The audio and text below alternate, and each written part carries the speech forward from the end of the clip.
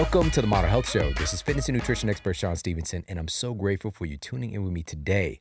This episode is very special. We have on a return guest to the Model Health Show, someone who's an absolute expert on brain health, multiple-time New York Times bestselling author, and his last book was a phenomenon. All right, began to change the conversation out there when we're talking about health and wellness, specifically of our brains. And it's none other than Dr. David Perlmutter. And he's got an updated, revised, expanded edition of Grain Brain, which I got an early copy of. And I was going back and forth looking at the old edition, new edition, old edition, new edition. And the new edition takes out Bobby Brown, but it adds in Johnny Gill. And it's okay. All right. So follow me on that. But, you know, it's truly enlightening, and to see the updated information to reaffirm what we've been talking about, you know, because there's this conversation now. A lot of people are afraid of gluten. A lot of people are like, what is there to be afraid of? It's not a big deal. We've been eating bread forever. I don't have celiac, right? Celiac. And so my concern is, we do know that celiac disease is something that is just crushing people's livelihoods. And it's from gluten. It's from bread, right? And other gluten-containing grains. Just keep this in mind, that bread can actually hurt people. That should just stop us in our tracks and just think about that a little bit. Like, wow, it can destroy somebody's gastrointestinal well-being and cause issues with mental health and autoimmunity. It is something. It is possible. Then we extend it out and say, well, that's not everybody.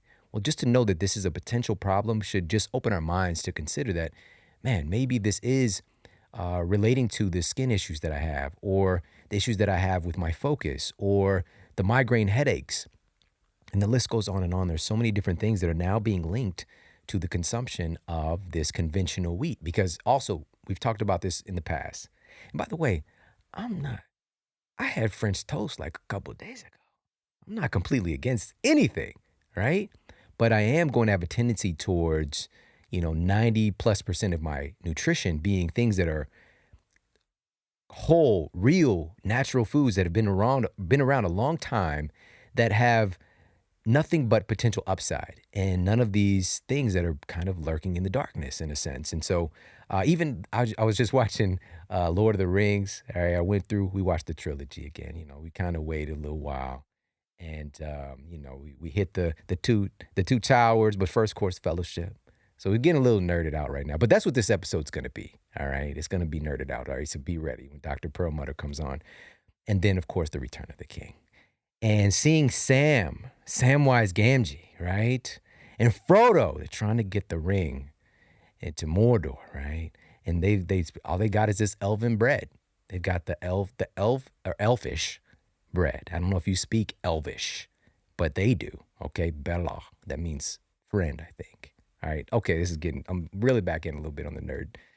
So they had the bread is wrapped up in it looked like a collard green, to be honest, and they were kind of pissed. Like, this is all we got is the bread. I was like, man, that bread looks kind of good, right?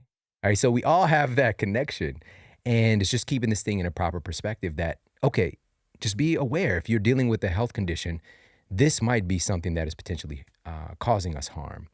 And the wheat that we have today is very different from the biblical sense, or ancient scriptures talking about the process of creating bread and the health that might have been seen back in the day. It's very different.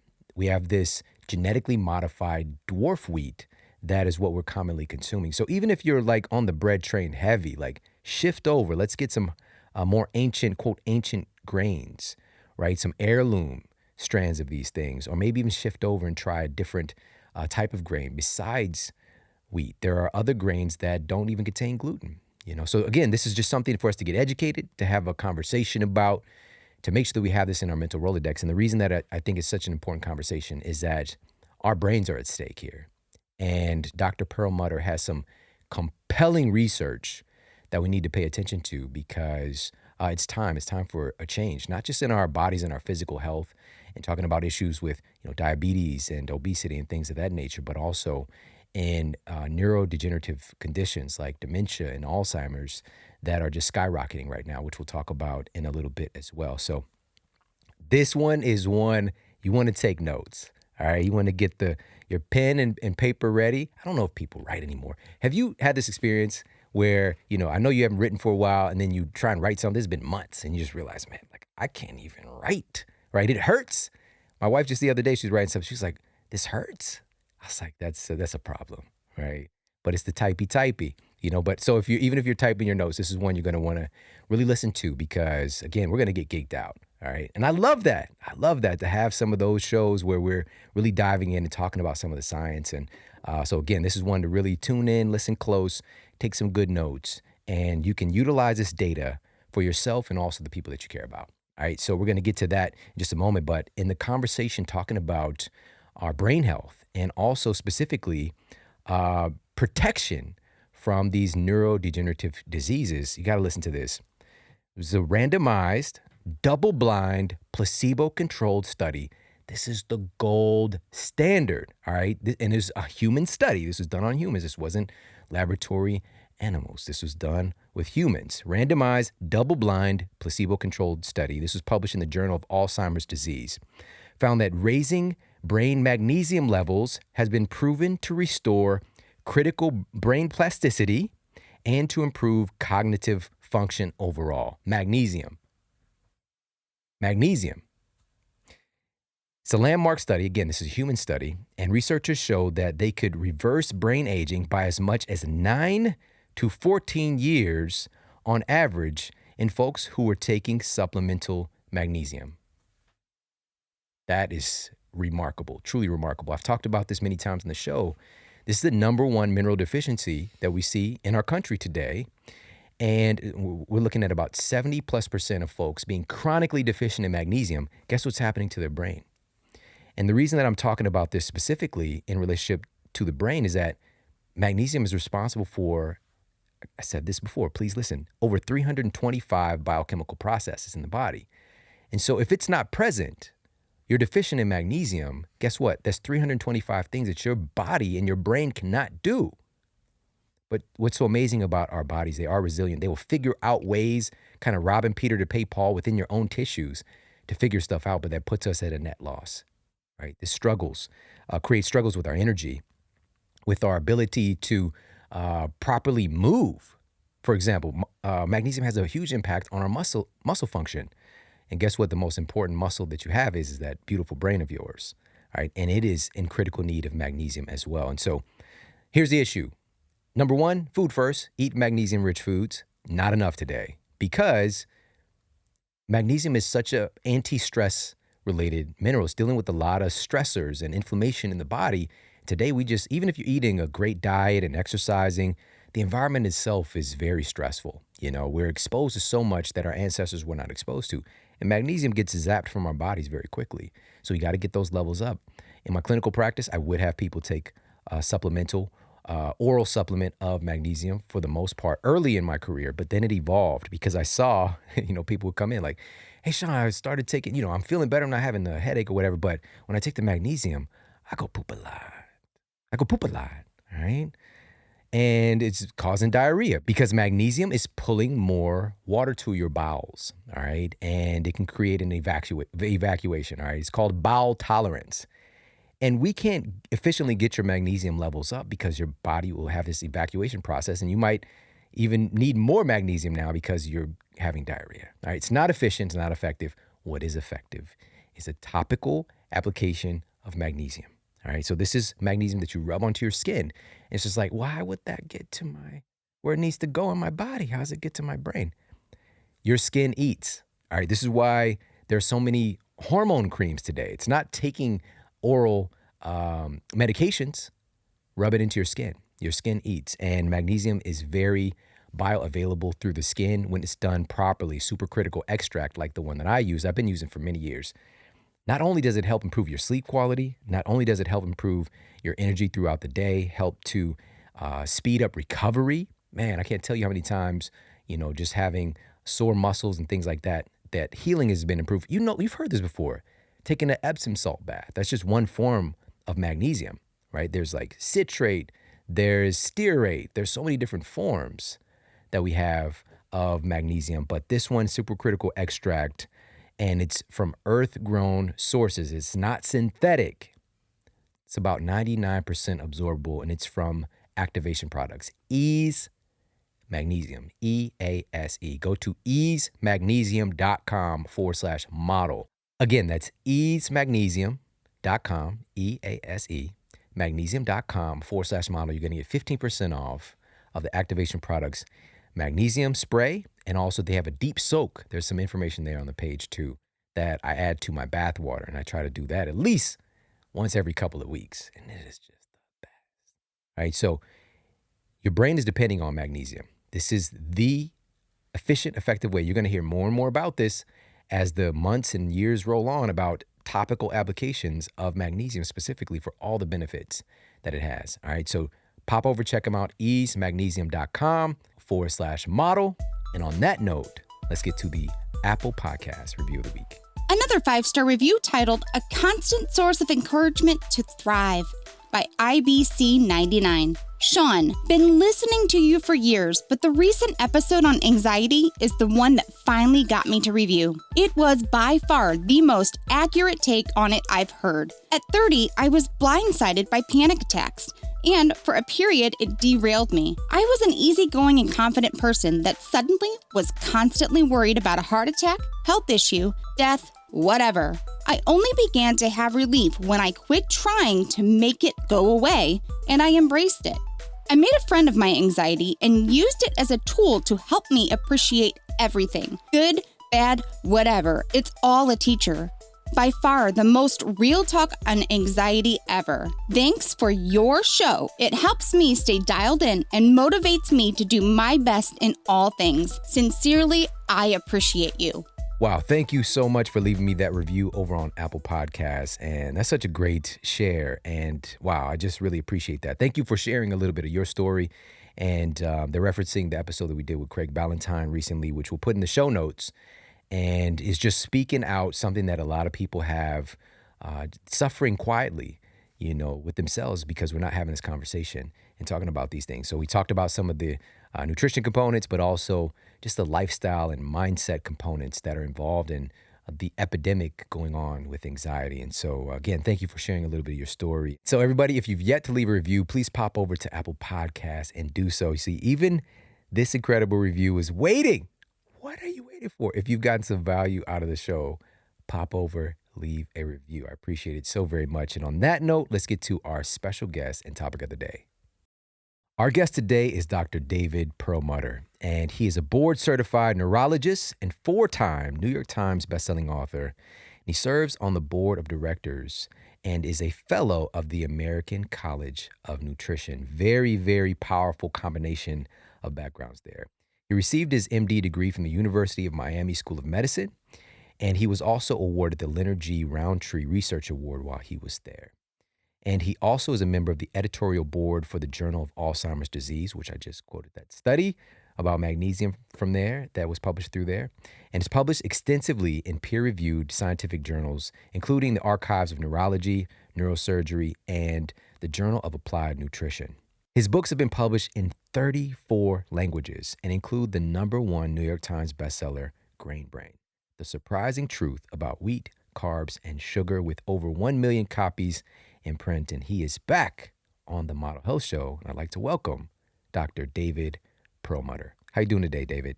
I'm doing great. And you got to tell your viewers that this is our second go around. So it's great. We get to do it again. This is the truth, you know, like people think it's all downhill once you get a top podcast, but stuff happens. All right. So last time you're recording, I guess it just disappeared into the ethers on your end. So I'm going to point fingers, but then I'll point it back at us too. And but we get to do it over again and get to have absolutely fun again. So I'm just so excited because when we put this out, your book, the new revised edition, is out and available, already #1, which is huge for a revised edition of a book that was already a massive success. So how are you feeling right now? I'm feeling great. I mean, so we wrote Grain Brain. Here's the new book, by the way. I'll show you. That's it. And we wrote Grain Brain 5 years ago. And no doubt it was very disruptive. I mean, we were telling people, hey, matter of fact, eating sugar and gluten and not exercising and not paying attention to the quality of your sleep has a huge effect on your brain. And did we ruffle feathers? You bet we did. Was there a lot of pushback in media? Absolutely there was. And so, but nonetheless, that book worked. We got that book, out to a lot of places. It's now published in 34 languages around the world. And I've, over the past 5 years, had the great opportunity to lecture in Moscow and New Zealand and you name it, all around the world. And now, here we are 5 years later, writing a book that's based on what has the science told us then about these ideas over the past 5 years. And you know and I know that there's been an explosion of interest in a ketogenic diet, for example, lower carbs, eating more healthful fat. Even the U.S. government Dietary Advisory Committee said, hey, problem isn't the dietary fat for your heart and your brain, it's the sugar. I keep saying, well, gosh, who knew that? Right. But it's good to be able to write this book and now visit data from 2017, 2018, that really says, we can make a huge difference in the destiny of our brains. And what is really interesting, Shawn, is that just last month, now 2 months ago, in the Journal of the American Medical Association, published online, was a study by Dr. Richard Kennedy that was what we call a meta-analysis, means that he looked at 10 different studies to try to determine how effective are our Alzheimer's drugs. These are drugs that are prescriptions given to mom or dad or whomever when they have Alzheimer's, to the tune of close to $1 billion of revenue for the drug makers each year. And what Dr. Kennedy discovered and published again in the Journal of the American Medical Association was not that these drugs don't work, but worse than that. These drugs are associated with more rapid decline in brain function. Think of it. It's like giving a diabetes pill to somebody and it makes their blood sugar go up. So I'm glad to be on your program and being able to talk about this, because I think this should have been on the evening news and the front page of the New York Times, that these drugs given to people, they put their faith in the pharmaceutical industry, are actually worsening the cognitive function of mom or dad. And, I say that because I went through this with my father. Yeah.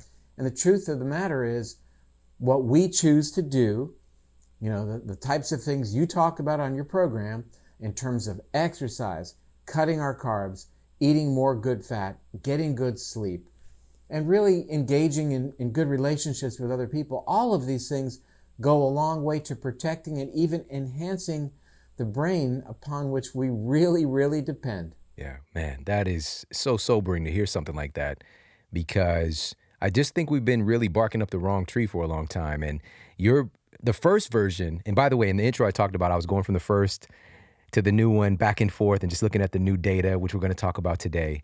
And it's so fascinating to see. There's so much evidence. And also, of course, you've seen this in your own practice, that working with lifestyle changes like this can largely help to prevent and even support our brains after some damage has been done. And it's such a good piece of news to talk about.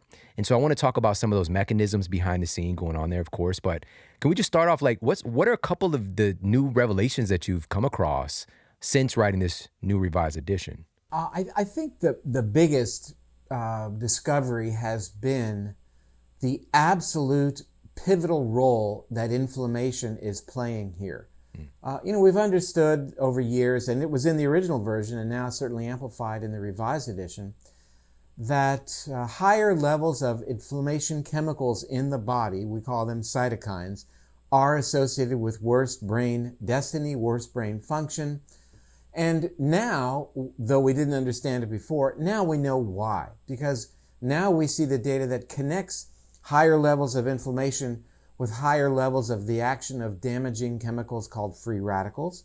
So with higher levels of inflammation, we kill off brain cells, worse than alcohol. I mean, it's a big deal what inflammation does in the brain. And let's roll it back a little bit to, where's this inflammation coming from? Mm-hmm. By and large, the inflammation is coming from higher levels of blood sugar. As your blood sugar rises, you change proteins in your body, you amplify immune reactions, and you have higher levels of inflammation. Why is that important? It's important because you control your blood sugar, oddly enough, based upon what you eat. Eat sugar, your blood sugar is going to go up. No mystery there. The other thing that was really a bit of a revelation over the past 5 years, and I actually wrote another book about it in the interim, is this incredible role of the gut and the gut bacteria in terms of controlling the set point of inflammation in the human body, so that when we disturb our gut bacteria, ultimately we enhance inflammation. And again, that is the cornerstone mechanism that makes a good brain go bad. Beyond that, we now know that inflammation, again, from diet, from changes in the gut bacteria, is strongly related to things like coronary artery disease, diabetes, and even cancer. So the take-home message here is everything we do from a therapeutic perspective and looking at how we conduct ourselves day to day should be targeted at reducing this mechanism of inflammation. When we don't sleep enough, inflammation is increased. When we experience a lot of stress, we increase inflammation. When we gain body fat, especially around the middle, we amplify inflammation. When we eat foods that are high in carbs, we get fatter and we increase inflammation. And what we now know moving forward for our next book, incredibly, is that higher levels of inflammation inhibit the way we can connect to our higher brain areas that allow us to be empathetic and compassionate and planning for the future, and locks us in, when we have high levels of inflammation, locks us into more primitive brain areas that are involved in things like being narcissistic, self-centered, wanting immediate reward, and being impulsive.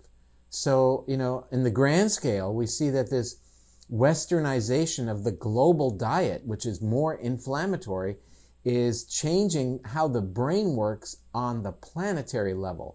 So we got to call it out. And, thanks to guys like you, we get these opportunities to be on these kind of programs and give this information out and hope that people can leverage some of what we talk about. No one's going to go, or hardly anyone's going to go all in and do everything we talk about, but even cutting your carbs is a big step forward. Yeah, it's all about exposure, and I'm so grateful for that because, this is a big part of my work is looking at, this is something we don't usually think about. Food impacts how we relate to each other.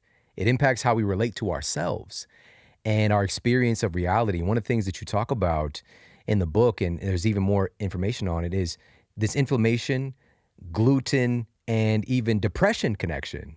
Right? So, and this is just an absolute epidemic. Can we talk a little bit about that? Well, let me first recapitulate what you just said, because I don't want it to be lost, that these are your words, food influences how we can relate to each other.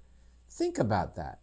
That when we're on a diet that's nurturing our microbiome, that's nurturing our bodies, clearly we're in a situation metabolically to have better relationships with others.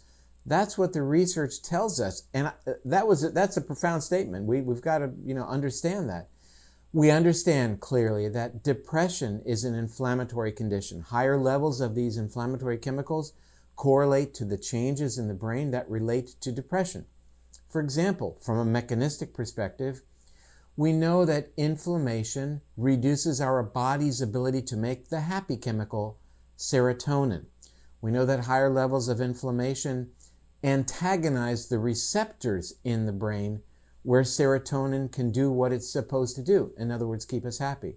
So you bet what you said is quite true, that higher levels of inflammation brought on by eating crap, if I may, that's not a very scientific term, but people know what that means, really relates to things like depression, seeing the world not through rose-colored glasses, but seeing the world as a threatening place. And I really hope that as we move forward through the next few years, we can bring information to the table, literally, that'll help people see a brighter future. And I really think that's where we're going. As it relates to gluten, 5 years ago, we were talking about how gluten can relate to brain issues, ADHD, autism, cognitive dysfunction, even movement disorders. And, people heard that, and while we were simply quoting research from much of the research being done by Dr. Marius Hadjivassiliou in England, Still, the notion that gluten in the diet could have these effects, I think, was looked upon as being really out there, and that Dr. Perlmutter was really an outlier on this one. We talked about this idea of non-celiac gluten sensitivity, meaning that you can be sensitive to gluten and not have celiac disease. And what does that do if you embrace that? It means that we move away from the 1.4% of our population who has celiac disease and should stay away from gluten to a much bigger percentage. And since Grain Brain was first published, in fact, in 2017, in other words, just last year, plus a month, the Journal of the American Medical Association published research from researchers at Harvard saying that non-celiac gluten sensitivity is in fact very, very real, quoting researchers like Dr. Alessio Fasano, for example, saying that you can be sensitive to gluten and not even have a gastrointestinal issue. It can affect your skin, your joints, and yes, even your brain. So, that's a degree of validation that we were hoping for, that we have gotten and we continue to get in terms of being supportive of the ideas that we should reduce gluten, we should lower our sugar consumption, and we should welcome good fats back to the table. The other thing that we've really amplified this time around is the critical importance of dietary fiber. It always goes undiscussed. People say, well, maybe if I had more fiber in my diet, I might not be so constipated. I'll take some fiber. Well, it's much more important than that.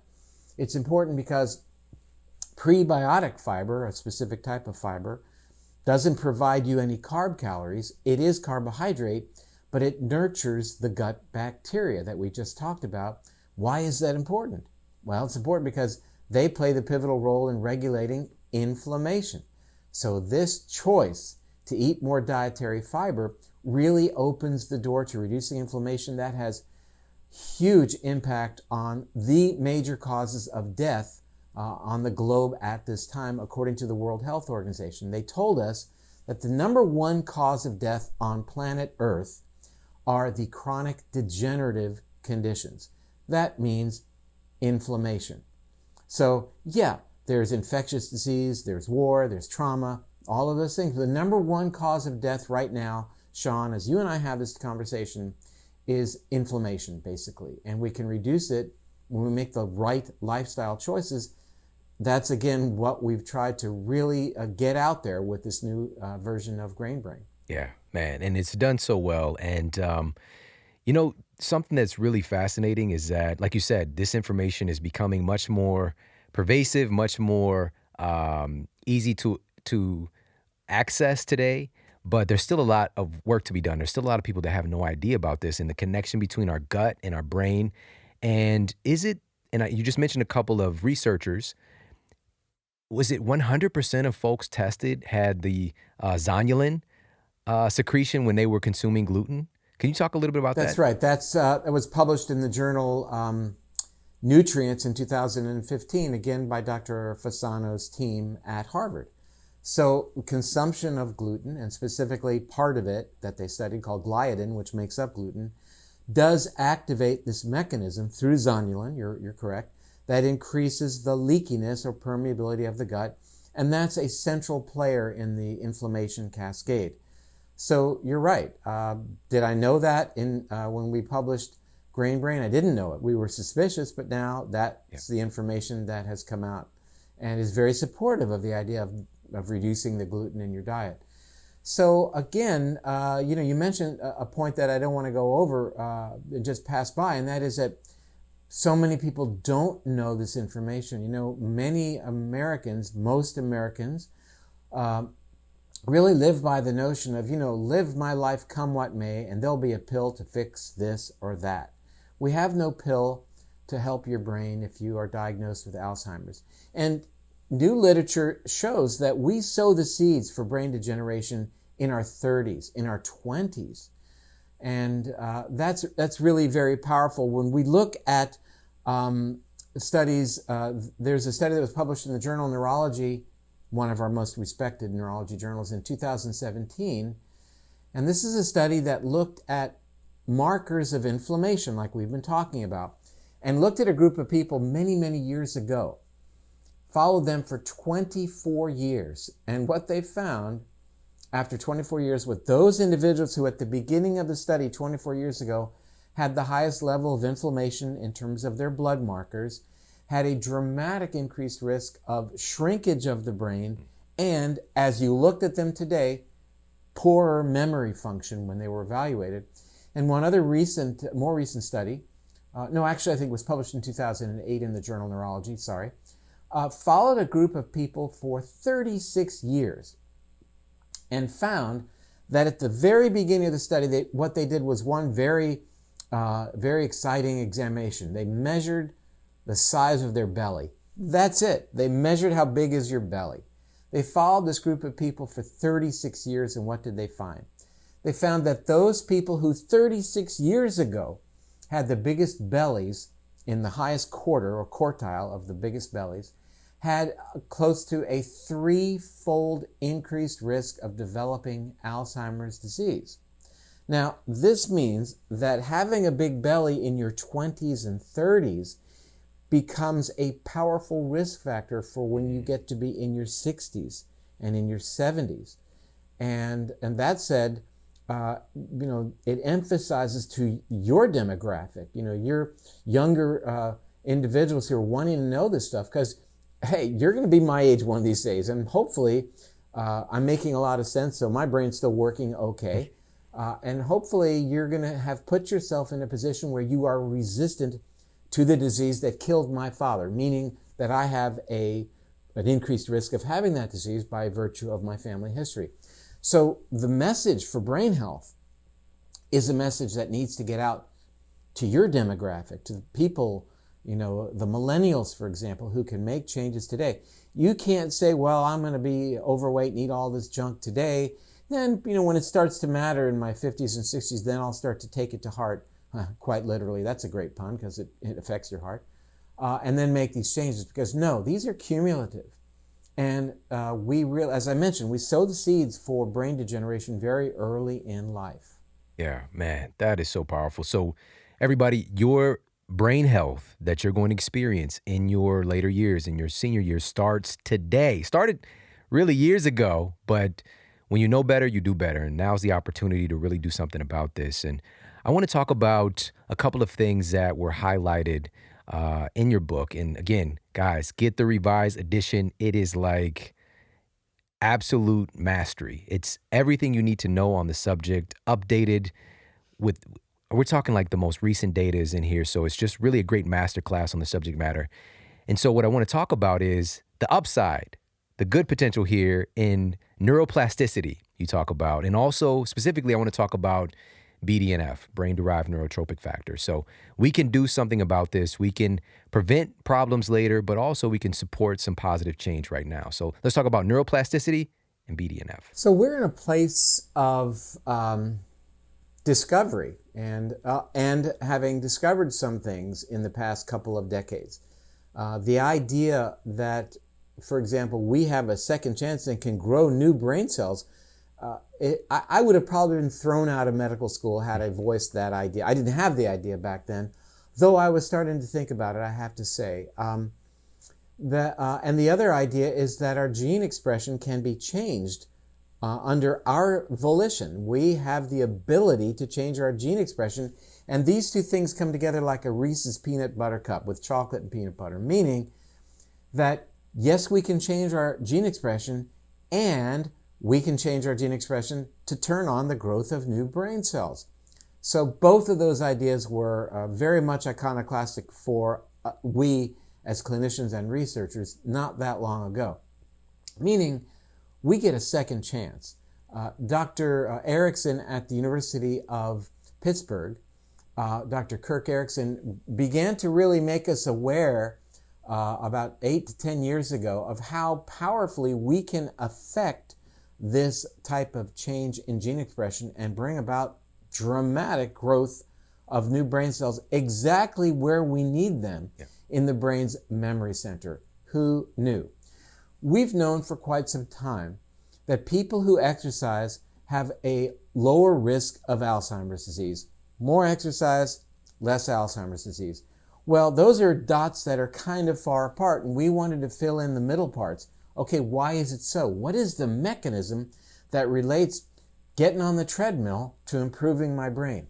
And Dr. Kirk Erickson, University of Pittsburgh, really helped us understand that, because he showed that in a group of individuals who exercised aerobically for 1 year, in comparison to a similar sized group of individuals in their 60s, not young people, well, yeah, I guess I should say young, I'm 64, who just did stretching but nothing aerobic over the 1 year period of time, many things happened. First, they produced more of this chemical that you mentioned, BDNF, brain-derived neurotrophic factor, which is like growth hormone for brain cells.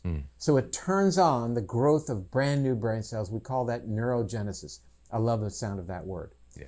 And where it happens is in the brain's memory center. And what he also showed after the 1 year, showed three things. Number one, exercisers had higher levels of BDNF. Number two, on MRI scans, exercisers had bigger memory center. And number three, on neuropsychological testing, exercisers had better memory. Man, oh man, why would you not do that? You do have to buy something, and here's the pitch that people need to know. They got to buy something. You got to buy a new pair of sneakers. That's it. You got to get out, and you have to pound the pavement or swim in your pool, in which case, don't wear your sneakers. Get on a treadmill, do a elliptical machine, whatever you have to do to get your heart rate up for 20 minutes a day. That's all it's not all I'm asking, but that's a big player here. What did he show? Those people who exercised become more resistant to developing Alzheimer's disease, dare I say again, a disease for which there is no treatment. Now, his research was followed up by a study in the Journal of the American Medical Association that correlated higher levels of BDNF with lower risk for Alzheimer's in a perfect linear relationship. So to focus on BDNF for a moment, you got to do everything you can to have higher levels of BDNF. The most powerful thing you can do is exercise. But the herb turmeric, for example, is a powerful upregulator of BDNF.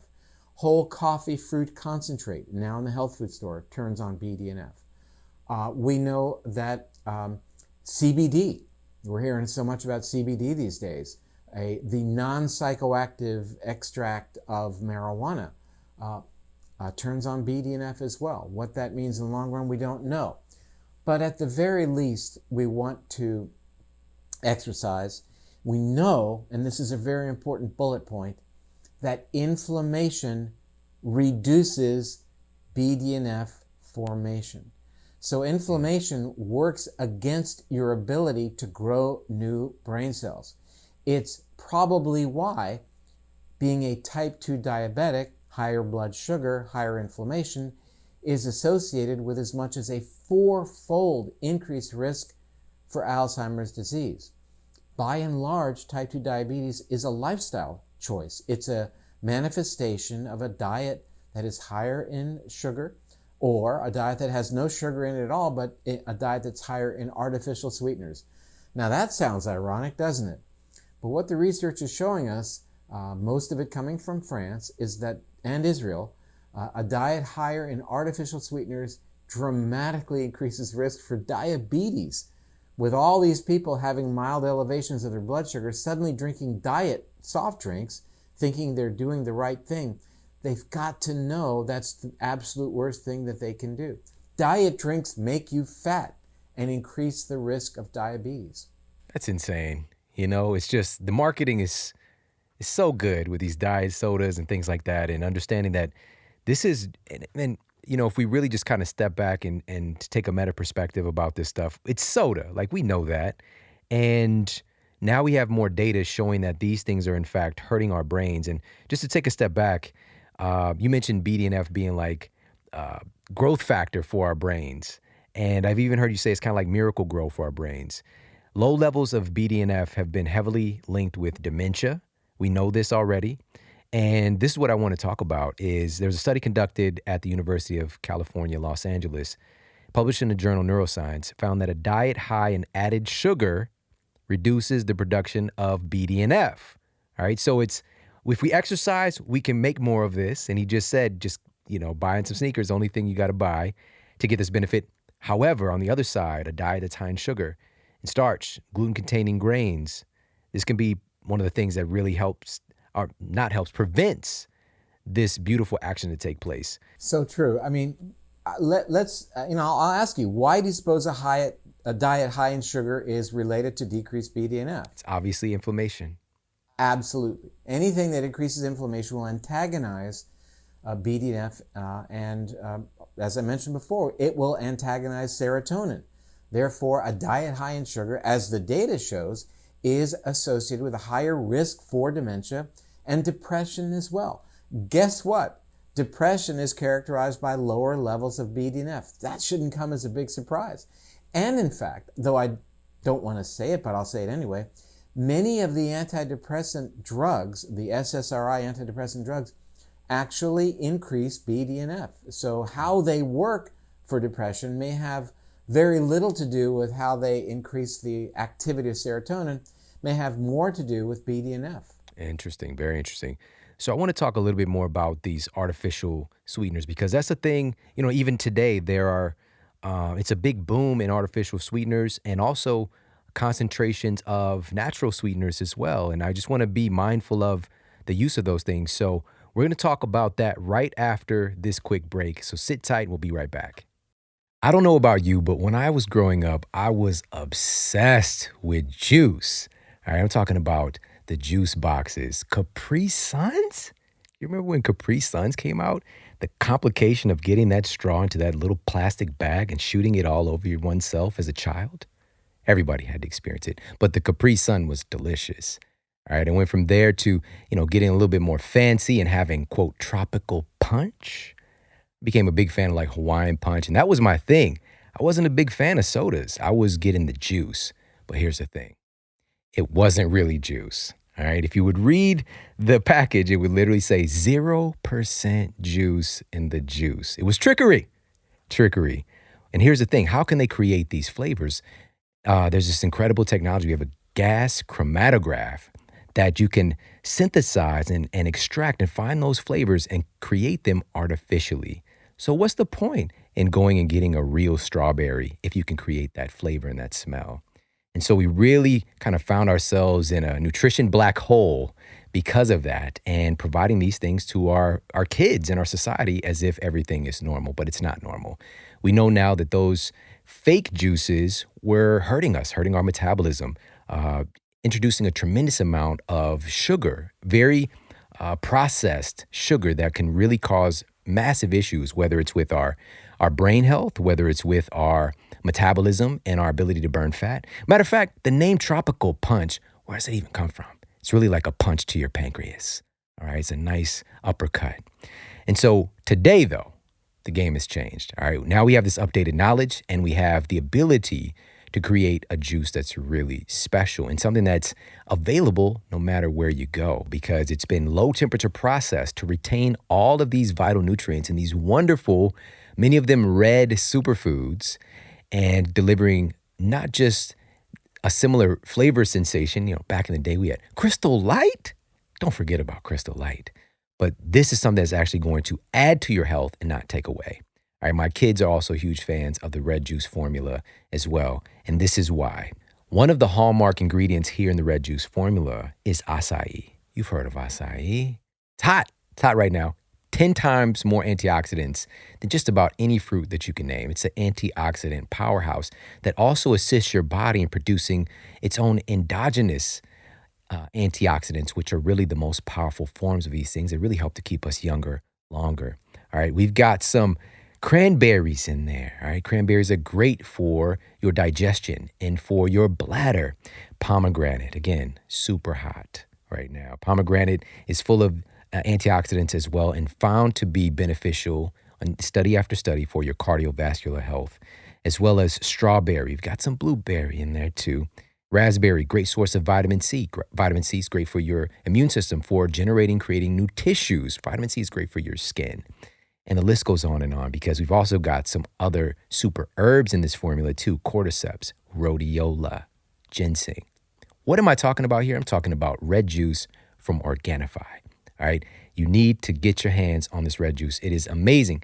It tastes good, and also it is incredible for you. This is kicking the whole concept of these barrel juices and juice boxes that I used to get messed up on when I was a kid right down the stairs. All right. This is the real deal. All right. Again, low temperature process to actually retain the nutrients. So you're actually getting what is promoted to be in the red juice itself. And so pop over, check them out. It's Organifi.com/model. And you get 20% off of the red juice right now. All right. That's ORGANIFI.com/model for 20% off the red juice formula, the green juice, gold, everything that they carry. All right. But I highly, highly recommend getting your hands on the red juice. I like to have it in the afternoon, a little pick me up to give a little bit of a jolt and supporting your energy, but coming from earth-grown nutrients, real food.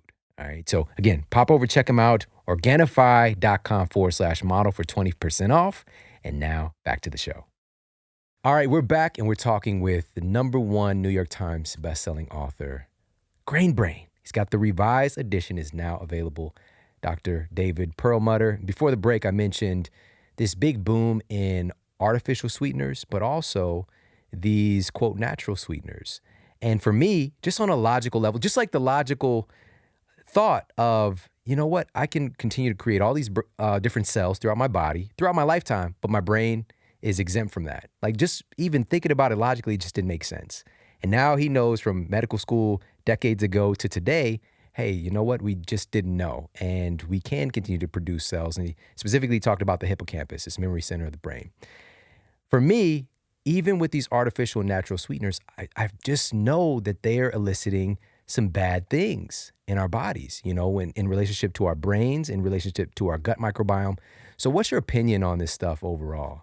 I'd tell you that the artificial sweeteners, the non-caloric artificial sweeteners, aspartame, saccharin, aspartame being the largest in the world, saccharin, though we don't use as much in America, is still used globally, and even cyclamates are still used globally. I think that while the use of these continues to increase, we have to look at these artificial sweeteners in terms of the threat that they pose to the human microbiome, and it is vast. It's been proven in multiple studies, so there's no free ride. There's an old commercial where instead of butter, somebody used margarine, and the commercial said, well, it's not nice to fool Mother Nature, and Mother Nature was very upset about that because she thought it was butter, and it was actually margarine. So I use that in some of my lectures. The point is that these artificial sweeteners are a powerful threat because of these changes in the microbiome, you know, to the extent that one researcher, and probably more now, in Amsterdam, has actually been doing fecal transplants in diabetics who've been consuming artificial sweeteners and able to reverse much of the biomarkers of diabetes by putting normal bacteria back into the gut.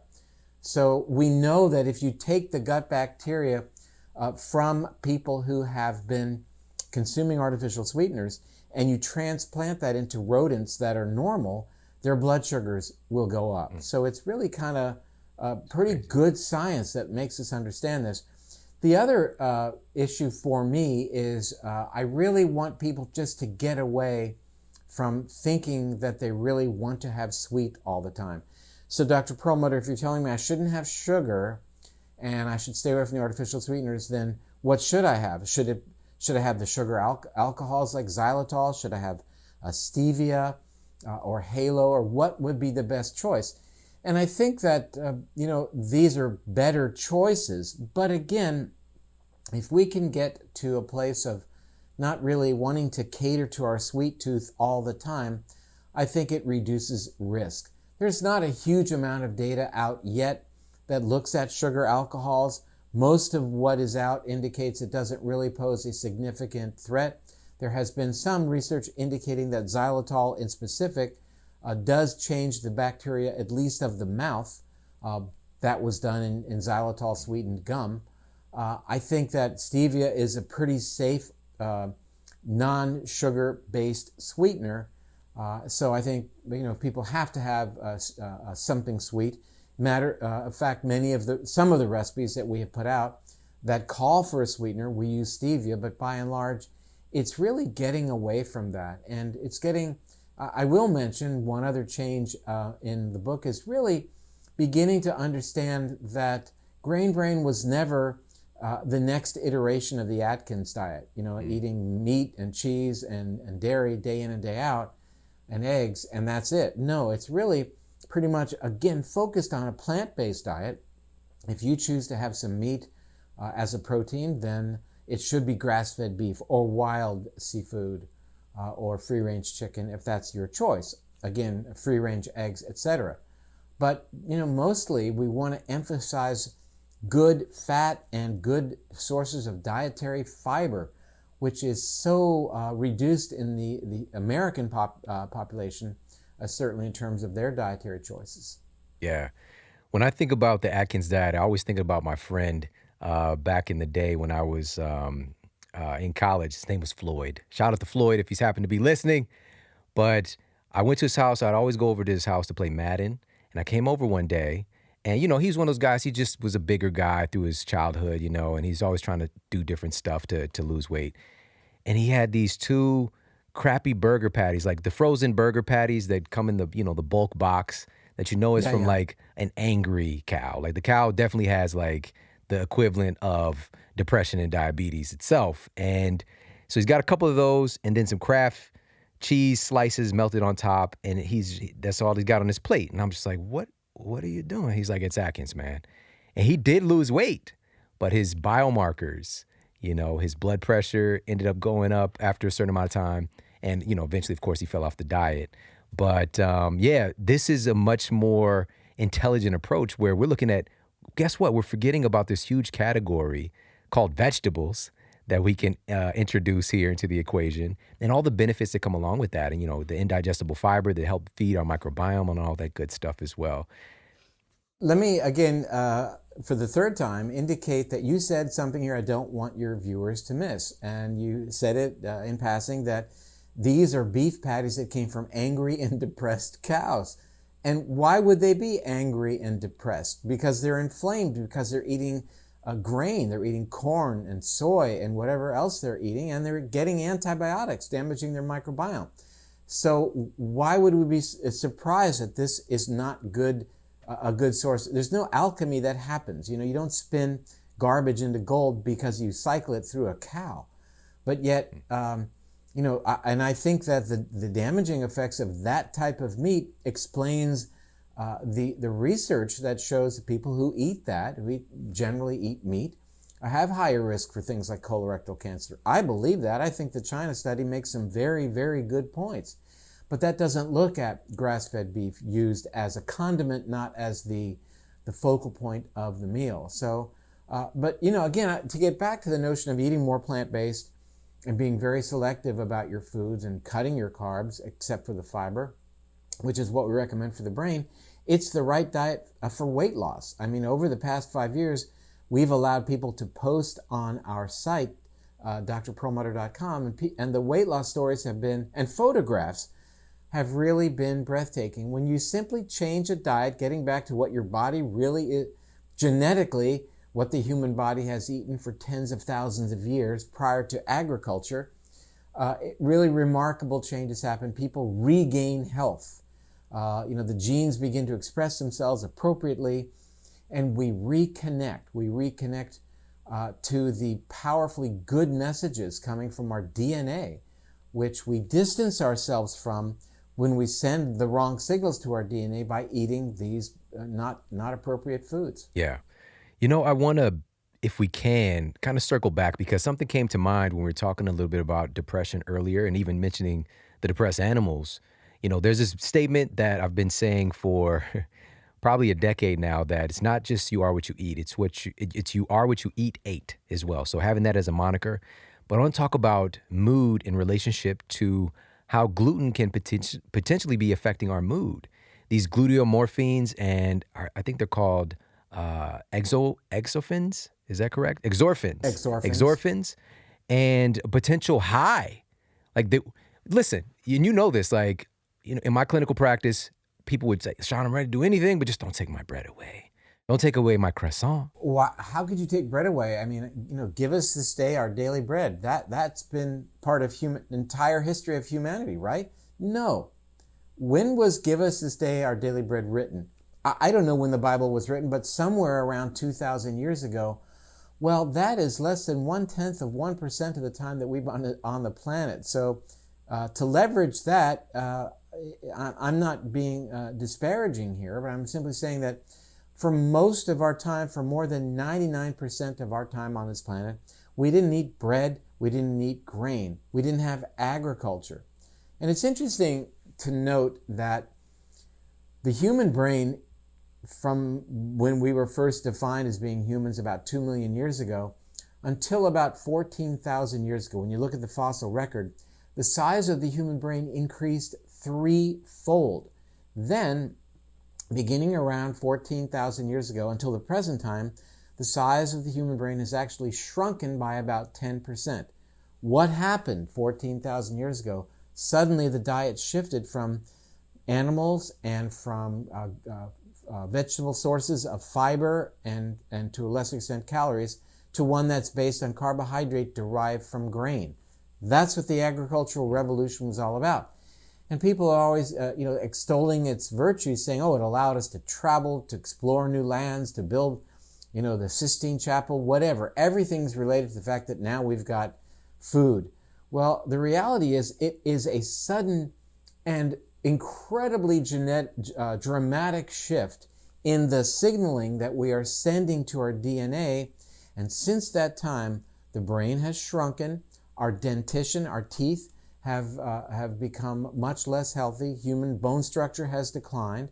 And overall, our health has declined. People say, well, we live longer now. Well, when you factor in birth-related death, children dying in childhood, mothers dying in childhood, and trauma, that's true. The overall average was lower back then. But to be sure, there were plenty of people living into their 90s and 100s in our Paleolithic ancestry, number one. And number two, a very important point, as we just learned a month ago, that for the second time in the history of the United States of America, our lifespan has declined, annual life determined for the year. So that's scary business. So this notion that we're making these great strides in pharmaceutical and medical interventions is going to make us live longer and longer, it's not happening. And it cannot happen when we change the playing field as we have with respect to our lifestyle choices related to food and sleep and exercise. Yeah, and it's not just that, it's a quality of life as well, because we're not necessarily living longer, we're dying longer, in a sense, and the quality of life isn't there. That's right. It's not just lifespan that we have to look at, it's health span. Are we able, if we get to live to be 80 or 90, are we able to participate in life and do all the things that we still want to do and not think you want to cash out your chips when you're early in your 60s because you know you're not going to make it, or at least not going to be able to get around. So it takes a little bit of understanding, and it takes some planning and understanding that the future will come. That is a function of the prefrontal cortex of the brain, a higher brain center, a gift that we have as human beings, that we can use this part of the brain, the prefrontal cortex, and not operate from the more primitive amygdala brain that says, I'm going to eat this because it's sweet, I like sweet, I'm going to respond to everything immediately, impulsively with anger, I'm going to get back at other people who may have said something about me. That's the amygdala speaking. That makes the world a fearful place, and we want to cater to ourselves narcissistically immediate gratification in terms of our sweet tooth, in terms of buying whatever we want to buy, and buying for buying's sake off of Amazon, and really focusing only on ourselves in terms of our selfies and Instagram posts, as opposed to really gaining interaction with the prefrontal cortex that allows us to be more empathetic towards other people, more compassionate, and really plan for the future and understand what will the consequences be of today's actions in terms of tomorrow's world. And that has huge implications for me relating to you, for you relating to others, for me relating to my neighbors, for our country relating to other countries, and for us relating to the health of our planet. So that's the kind of thing that we're being drawn from by social media, by all this, the targeted ads that appear remarkably on our Facebook feed that really take us away from wanting to really connect to other people. Social media is anything but social. It is a way of isolating ourselves from being connected to other people. And so my son, Austin Perlmutter, also MD, and I have just submitted a manuscript for a new book that'll come out in January of 2020 called Brainwash. And it calls this stuff out, that this is happening day in and day out. We're being bombarded by these influences that don't have us in their interest, but have selling products in their interest to keep us away from connecting to others and really making us think that we should connect with their products or their website or whatever it is. And that really works against us in terms of amplifying our connection to the prefrontal cortex. Let me tell you one other thing that's really interesting that we discovered. And that is that the pathway that connects us to the prefrontal cortex, this empathy center of the brain, is called the anterior cingulate. That's not going to be on the quiz, but the point is that our ability to access our empathy center, our connectedness center, is inhibited by inflammation.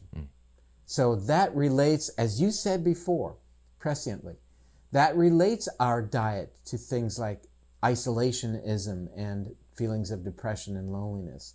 Diet plays a huge role. A diet that reduces inflammation allows us to access that gift that we have, that part of our brain that lets us see the world through the viewpoint of another person.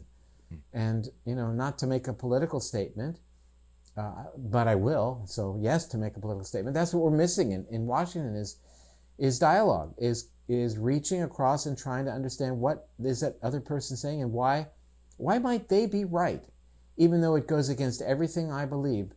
Take a step back, amplify your access to this part of your brain, and don't respond impulsively. That person is totally wrong, out of hand, end of story. No, let's talk about it. Let me understand where you're coming from on making that statement, on taking that position. And you may have some good points. It's not that Democrats are wrong, or Republicans are wrong, or independents are wrong all the time, or even part of the time. It's that people are basically good, and they're defending their positions because they believe that's the good position to defend for whatever reason. It's time that we communicate, and, well beyond Washington. Yeah, so true. And now we've got data showing that our diets affect our ability to perspective take. I've talked about, literally, you got studies now showing that even couples, that are sleep deprived have far less ability to perspective take the next day, and you see greater incidences of arguing over silly things, all because of our lifestyle. And so, yeah, I can't wait for that to come out. But I want to circle back. Let me tell you one other segue from what you just said. And also research indicating that one night of poor sleep translates the next day to higher risk of consuming higher sugar, higher carbohydrate food. Right. Which does what? Increases inflammation. And that compromises your ability to get a good night's sleep. Right. That becomes a vicious cycle. The name of the book is Brainwash. Yep. And people can't Google it. There's nothing there yet. But it will be. And we'll definitely have you back on. Stanford University researchers found that just, again, one night of sleep deprivation, leptin, it plummets. And this is that satiety hormone to keep you from making those decisions. It's very difficult to stay away from the donuts when you're sleep deprived. I know that for myself personally, if there's ever a night I'm short on sleep, I'm waking up hungry the next day, I'm going to have a greater propensity to want, you know what, guys, it sounds good. Pancakes sounds really good today. It's just, and it's there. But of course, with the work you put in and the research and creating your own lifestyle, you don't fall victim to that stuff, but a lot of people do. And so I want to talk about the mood aspect, because we didn't get to that when I asked you about the exorphins. But when you say pancakes, I get an image of the short stack with maple syrup dripping over the edges and Dripping. a pat of butter on the top. The only thing good there for you is the pat of butter. But that's my amygdala talking. And that is, I'm looking for this dopamine surge. Other parts of the reward centers of the brain are talking as well. And it sounded good. I'm not going to lie, that sounds great. I can imagine my fork going through every layer of that and then finally eating it.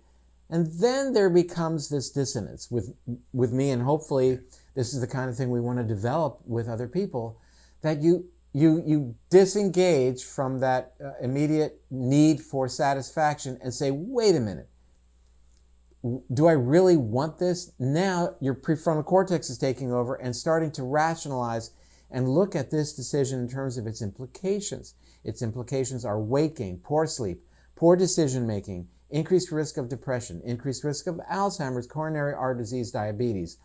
Oh, okay, maybe I won't have that. Maybe I'll skip breakfast and become a little bit more engaged in ketosis for the morning, or I will have something that has more protein and fat and doesn't have that level of carbohydrate.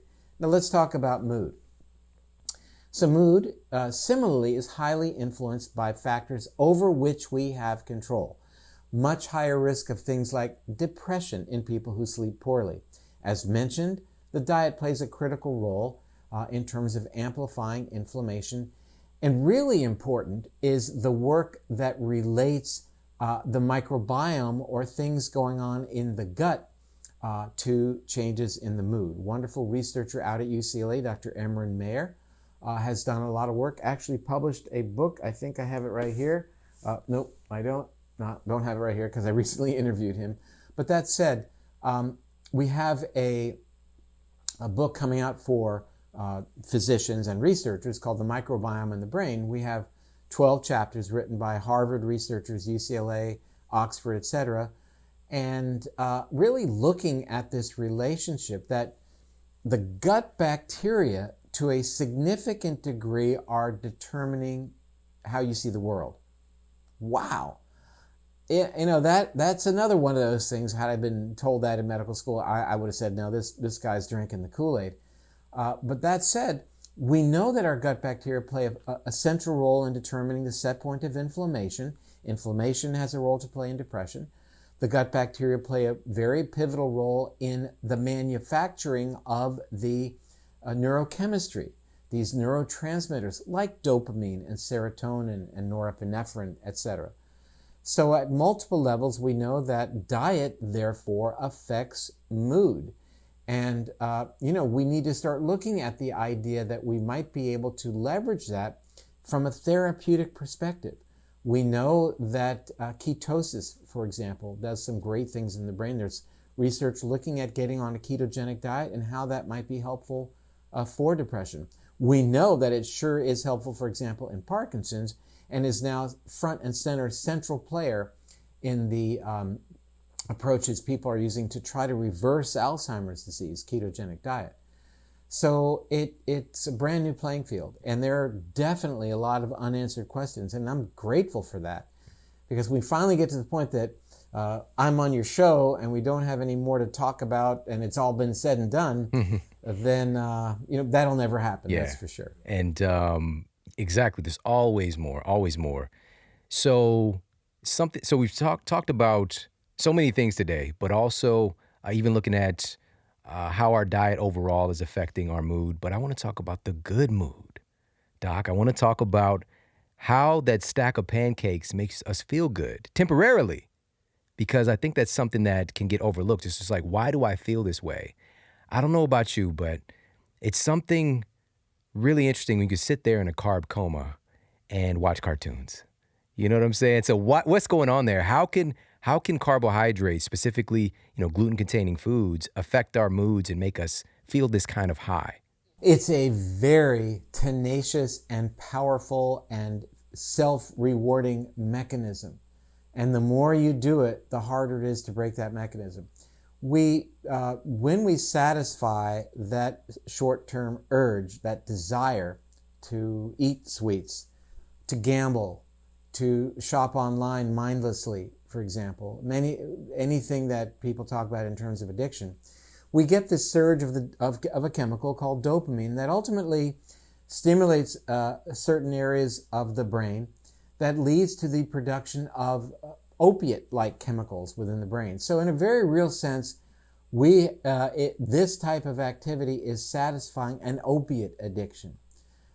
You mentioned this in passing a moment ago, and that is that wheat does the same thing. Wheat contains chemicals that are addictive, that act in these centers of the brain, stimulate these receptors that are sensitive to things like morphine and other opiates. So in a very real sense, the wheat plant has used this addictive quality to domesticate humans. So wheat was very effective in domesticating us for its own needs. When I say that, recognize that the growing wheat has spread to every corner of the globe where there's enough sunshine and rain. So it did a great job using humans exploiting humans to get itself spread around the globe. So you said wheat domesticated us. That's powerful. Yeah, I mean, we think, well, we domesticated the wheat plant, but what really happened was now there's wheat everywhere. Wheat did a heck of a job dominating all the other plants on the planet to become the number one food source on planet Earth. That's how it manipulated us. So when, again, we satisfy our desire, and again, it's not just the carb satisfaction. It can be whatever the addiction may be. Maybe it is gambling. Maybe it is mindlessly shopping, or whatever it might be.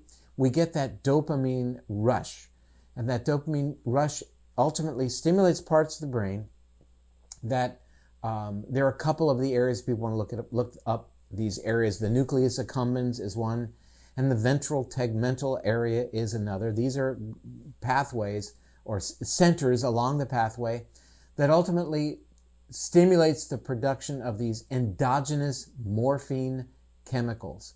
So in a very real sense, when we cater to our addictions or to our desires that bring us pleasure, we are really catering to a system that's allowing us to stimulate the insides of our skulls with morphine-like chemicals. And that's why it's so hard not to do it. The more you do it through neuroplasticity, the more those pathways become hardened or ingrained. What a great word, ingrained. You got the grain part. But the more we choose not to do it, the easier it becomes to distance ourselves from that type of activity. It isn't easy to move away from that type of activity, but it gets easier with time. So the plea is give it a shot. Stop eating those foods, stop engaging in those activities, and it will get better. And you'll develop much better relationship with the part of your brain that allows you to seek happiness over momentary pleasure. Because what happens with pleasure is it needs to be rekindled and resatisfied, that day, later on, or the next day. Happiness and the prefrontal cortex, when that is stimulated, we develop a sense of what is called contentment, which is the opposite of pleasure. Pleasure means you never have enough. You need more. Contentment, by its very definition, means you're content with what you have. And contentment cannot be satisfied with things or things that can be acquired. So once we develop this better connection with our prefrontal cortex, we become more content. And with that comes empathy towards others, comes compassion, and comes the sense of understanding long-term consequences of what we do today. So in a very real sense, caving to the short stack and the maple syrup keeps us away from actual contentment and satisfies our immediate pleasure. I love this. I love the direction that this conversation has gone today. And I just appreciate you. I appreciate your work. I appreciate your integrity, your dedication, and just having the audacity to put this information out there. I know it just takes the courage, the heart of a lion to do that. And I've got a final question for you. I want to know, what motivates you? Like you said, you're 64. What motivates you to continue? I just feel like you're just getting started too. What motivates you to continue? I know that your work has been very disruptive, and it's been something that challenges mainstream medicine. So what motivates you to continue doing this? Exactly that. What motivates me is that there's so many unanswered questions. And, I'm in the meaning part of life. I am really fixated on personal development, on, gaining a higher level of understanding of myself, to create a more compassionate being within. The Dalai Lama said that if you want to be happy, practice compassion. If you want others to be happy, practice compassion. So this is attainable, and it's attainable to some degree by everybody. And, the mission is really to let people know that I am on this quest, like everyone else, to try to understand what it's all about. I don't have all the answers, but I'm doing the best I can to explore. Those who have come before, who've written inspirational works that are guides, and that's what being a human is all about. It's to question and to move the ball down the field, even if it's a small increment. And if that is characterized by being disruptive, then that is a very important badge of honor that I will wear. And because the status quo isn't working, and we've got to disrupt the status quo to make it better. So that's the motivation. Perfect. Dr. Perlmutter, again, thank you so much for sharing your wisdom. And if you could let everybody know where they can find your book and also where they can get more information, connect with you online. Sure. Well, the revised version of Grain Brain is Amazon, Barnes & Noble, many small book retailers around. And so it's easy to find. The following me would be simple. My website is, oddly enough, drperlmutter.com. Dr, no period, Dr, my last name, Perlmutter.com. We have a free newsletter that goes out every week with blogs from me and videos. I have a YouTube channel, which is called The Empowering Neurologist. And Instagram, Facebook, all that stuff as well. So there you go. Perfect. Awesome. Thank you again. I appreciate you. My pleasure. Thank you, Shawn. I do appreciate it. I can't wait for the next book, and we'll talk again soon. Thank you so much. Okay, bye-bye. Everybody, thank you so much for tuning in to this episode today. I hope you got a lot of value out of this. And I love Dr. Perlmutter because it's so practical as well. He's got a ton of research, ton of studies in the book, but it's very practical stuff. He doesn't recommend that there's some special supplement that everybody needs to buy, but we need to buy a new pair of sneakers, right? He snuck that in there. First of all, I don't know if you call it sneakers or tennis shoes or kicks or whatever. I don't know where sneakers actually even came from. It's kind of weird. Sneak up on people, I guess. But so whether you're getting yourself some Skechers, some Nikes, whatever, get yourself a pair of shoes. You're going to produce more BDNF, this growth factor for your brain cells, for making new brain cells, specifically the hippocampus. And this is the part of your brain responsible for a lot of roles in memory and learning and all that good stuff. So what's better than that? And what's more simple? Whatever kind of exercise you're doing, get yourself some new kicks, or maybe you got some, I don't know. But I know, just popped in my head, when I was a kid, I had this dream of, because I didn't know, we grew up, we didn't have a lot of money. When we went to Payless, right? I don't know if it's Payless even around. Is they still? Okay. See, man, now look at me now, right? But anyways, Payless, and there were these shoes that they were called, they had the Pro Wings, but they were called Athletics. All right, it was the name of the shoes, the Athletics. And they had the strap, right? So it was no time. I was against tying. Like, I knew I'd tie my shoe, but I was just like, why? And there were some Athletics, and I just was begging my mom to give me these Pro Wings, these Athletics from Payless, right? Super cheap anyways, and I got them, right? And today, now I know, it just popped in my mind, they look like Jordan 1s. They look like the Retro 1, but they're the Payless version. And we actually had to end up keeping them outside because they end up stinking so bad. All right, you mix that with a little kid getting outside and play, we had to keep Shawn's shoes outside on the patio, okay? I'm not proud of that. My feet do not stink anymore. I got nice. They're nice. But just be aware, you get what you pay for. Whatever kind of sneakers you got to get yourself some sneakers, get to work. All right, so get yourself some of that vitamin W, all right? Vitamin W, work out. Also, I wanted to really press and get some information about, like, he's talking about making these changes, but I don't want him to glance past the fact that it's not easy all the time. Like, you're saying to avoid gluten, avoid bread and sandwiches and pancakes and that the McMuffin, huh? You want us to just do that? Listen, I got out of the game before the McGriddle. I would imagine that that's just like, what can you do, right? And so, but why is it so hard? Why is it so difficult? And he talked about this connection, how this can literally influence pathways that affect addiction, basically. I just read an article yesterday or this morning, but recently about the 5 most addictive substances in the world. And it's just like, cocaine and nicotine. Alcohol was on the list. I was like, where's sugar? Where's sugar? Most addictive substance, bar none. All right.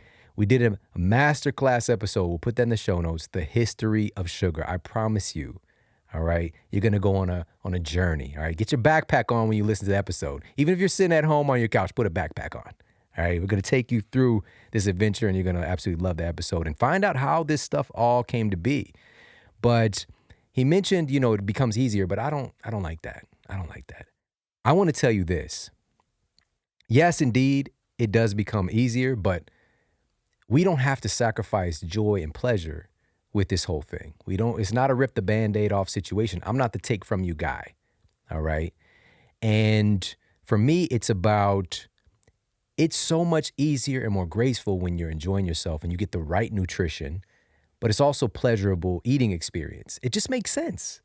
Right. And that's what I want to advocate for you today. Right. To add in more of that good stuff so that you are enjoying the process of being healthy. You're not thinking about the fact that you are depriving yourself or you can't do this, can't do that. Nobody wins with that long term, right? Humans want to be free. We want to be able to live our life freely, to choose and do the things that we want. And you want to get to a place where you automatically are choosing health just because it feels so good and it's so pleasurable, right?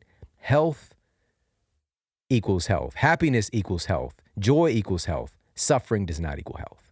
All right, so we need to get out of that mindset and really start to employ and push that button of joy and pleasure and happiness, ultimately, if we're going to win. All right, so again, I hope you got a lot of value out of this episode. If you did, please share it out with your friends and family, social media, Twitter, Instagram, Facebook, all that good stuff. You could tag me.